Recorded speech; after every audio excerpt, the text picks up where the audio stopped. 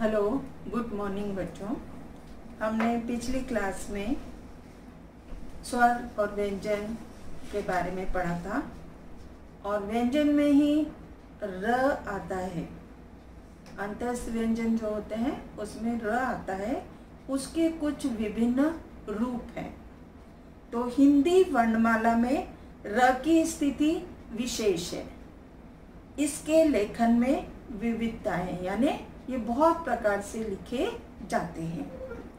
रेफ का लेखन, जब र स्वर रहित आता है तो उसके नीचे हल चिन्ह नहीं लगता।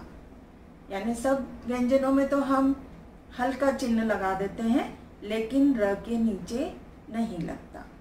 इस स्थिति में र रेफ, रेफ मतलब कभी तो ऊपर लिखने में आता है, बनकर अपने से बाद वाले अक्षर पर सवार हो जाता है, जैसे कर्म, कर्म।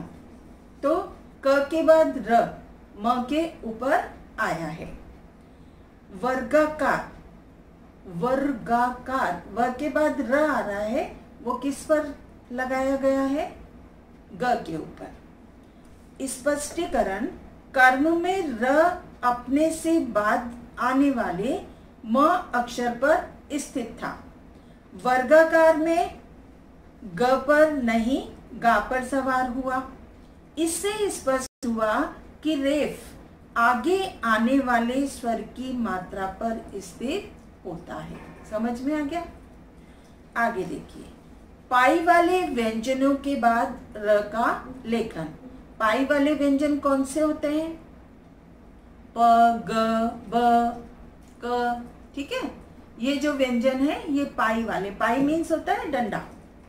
जब र से पूर्व कोई व्यंजन आता है, र से पूर्व यानी र से पहले कोई व्यंजन आता है, तो ऐसे संयुक्त व्यंजनों के रूप में भी विविधता होती है।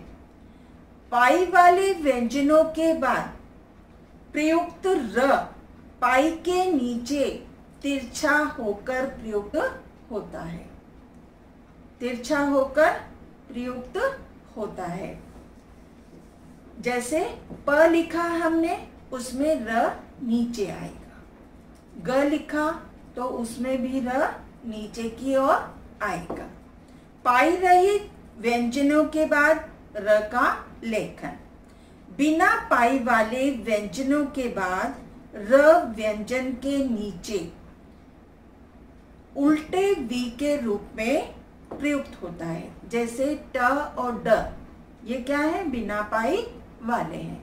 तो ट में जैसे हम ट बनाते हैं और ट्रक लिखना है, तो उसके अंदर र का प्रयोग नीचे की ओर उल्टा वी लगाकर करेंगे। ड्र में जैसे ड्रामा, उसमें भी ऐसे ही होगा। आगे है द और ह के बाद जब र आता है तो द के बाद आने वाले र का संयुक्त रूप इस प्रकार हो जाता है। जैसे द में तो नीचे की ओर होगा और ह के अंदर, ह में भी जो हम लटकती हुई जो चिन्ह है उसके बीच में र का प्रयोग करेंगे। त्र तथा श, त तथा श के बाद आने वाले र के साथ विशिष्ट रूप बनते हैं। जैसे त हलन प्लस र, क्या बनेगा? त्र। बुक में देख रहे हैं ना सब लोग? श हलन प्लस र, श्र। ठीक है। पदेन र और री की मात्राओं में अंतर। अब र और री की मात्रा में अंतर बताया है। पाँव में लगने वाले तिरछे र और री की मात्रा, पाँव में जो लगता है र, वो तो किसी भी व्यंजन के नीचे लगता है। ठीक है। और री की मात्रा भी नीचे लगती है, लेकिन उसका आकार दूसरी तरह होता है। जैसा बुक में देखिए आप, कृषक है, हम कृषक लिखेंगे तो क लिखने के बाद री की मात्रा को नीचे की ओर लिखेंगे। तो ये इसका स्पष्ट अंतर है। इससे शब्दों के अर्थ में भी अंतर आ जाता है। जैसे ग हलंत प्लस र, तो ग्रह बनेगा।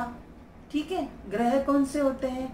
जो आकाश के अंदर होते हैं। ठीक है, और ग हलंत प्लस री, उससे बनेगा ग्रह। ग्रह मीन्स घर, जिसमें हम रहते हैं। अब है रू तथा रू का अंतर। र के साथ जब छोटे ऊ की मात्रा होती है तो र में बीच के अंदर केवल यूं लिखा जाता है, और र के साथ बड़े ऊ की मात्रा होती है तो र के बीच में बड़े ऊ की मात्रा बनाते हैं। समझ में आया सबको? अब है अनुनासिक। अनुनासिक ध्वनि अर्थात चंद्र बिंदु के रूप में लिखा जाता है। ये ध्वनि न तो स्वर है और न व्यंजन, ये स्वरों का गुण है। जब कोई स्वर ध्वनि मुंह के साथ साथ नाक से भी निकलती है तो उसमें विशेष प्रकार का नाद आ जाता है। जैसे आंगन, ऊंट, कोपल आदि। इनमें प्रयुक्त आ, ऊ, ओ अनुनासिक है। ये क्रमशः आ, उ, ओ से भिन्न है। इस भिन्नता के कारण उच्चारण में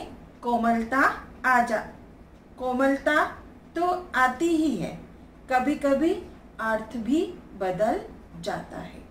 जैसे हे एक वचन में आएगा और है बहुवचन में।